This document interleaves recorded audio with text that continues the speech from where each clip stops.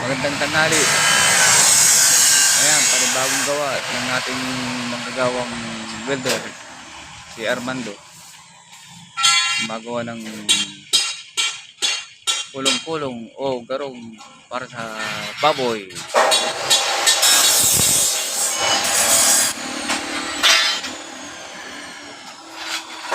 Saka nandito yung pare ko Wewe na poging-pogi. Ayan. Nakakanto yata, George, nakakanto.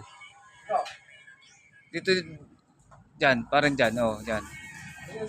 Oh, oh. Yan. Update na lang ulit sa susunod na araw. Pagkatapos ng kanyang ginagawang kulong-kulong ng